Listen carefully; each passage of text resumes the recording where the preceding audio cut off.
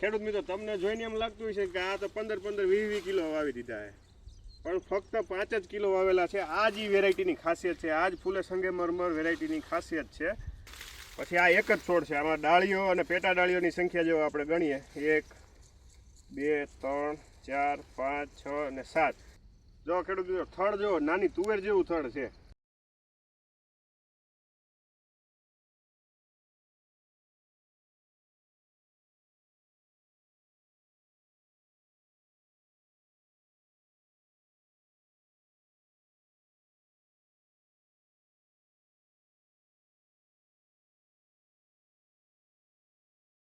નમસ્કાર ખેડૂત મિત્રો, આજે સોયાબીનની જબરદસ્ત વેરાયટી છે, ખેડૂતભાઈએ વાવી છે. આપણે ચાલો એની પાસેથી માહિતી લઈએ અને કેવી વેરાયટી છે એના વિશે પૂછીએ.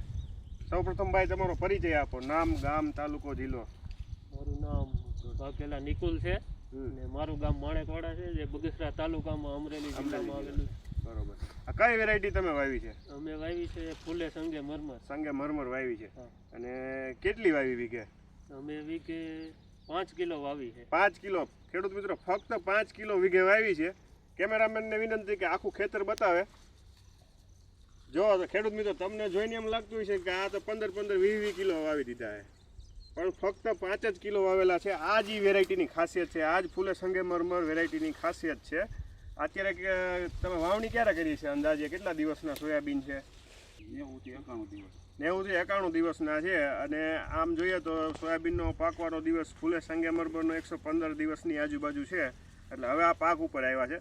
તમને એક લાઈવ છોડવો ઉપાડી અને તમને બતાવું કે કેવો ફાલ છે અને કઈ રીતની સિંગો આવે છે. આમ જુઓ, મૂળ જુઓ તમે, ચારેય બાજુ પ્રસરાયેલું છે. અને આમાં ગાંઠું દેખાય તમને? આમ જુઓ, આપણે જે મગફળીમાં જે ગાંઠું હોય એ જ રીતની ગાંઠ જોવા મળે છે રાઇઝોબિયમની, જેથી કરીને નાઇટ્રોજન છોડને મળતું રહે ને એના જ કારણે આમાં ઉત્પાદન વધુ મળે છે. પછી આ એક જ છોડ છે, આમાં ડાળીઓ અને પેટા ડાળીઓની સંખ્યા જો આપણે ગણીએ 1 2 3 4 5 6 અને 7. 7 મુખ્ય ડાળી જેવી જોવા મળે છે. અને ઝુમખામાં 2 3 3 અને 4 સિંગુ સુધી તમને ઝુમખામાં જોવા મળશે. અને એવું નથી કે નીચે સિંગુ છે, વચ્ચે છે, તળિયેથી લઈ અને ટોચ સુધી સિંગો જોવા મળશે. તો ભાઈ કેવું લાગે? આ ગામમાં બીજા સોયાબીન વાવેલા છે અને આ સોયાબીન છે, કેવું લાગે છે તમને? બીજા કરતાં તો આનું ઉત્પાદન વધારે આવશે. સિંગોની સંખ્યા અને છોડ ને કેવું લાગે? વધારે છે. અત્યારે જો ખેડૂત મિત્રો તમે જોઈ શકો છો એ જ રીતે કડ ઉપર આવી ગયા છે. 3, 3.5, 4 ફૂટ સુધી જમીન પ્રમાણે ઉપર નીચે છે. એટલે પૂરેપૂરી ઉત્પાદનની ક્ષમતાવાળી વેરાયટી છે. જો ખેડૂત મિત્રો થડ જો નાની તુવેર જેવું થડ છે. અને આપણે એમ થાય કે સિંગો નીચેથી ઉપર સુધી છે તો ઉપર સિંગો નાની આવશે અથવા તો દાણો નહીં ભરાય, પણ તમે જોઈ શકો એ રીતે નીચેથી ઉપર સુધી એક સરખી સિંગો લાગેલી છે અને એક જ સરખા દાણાની બેઠક લેશે.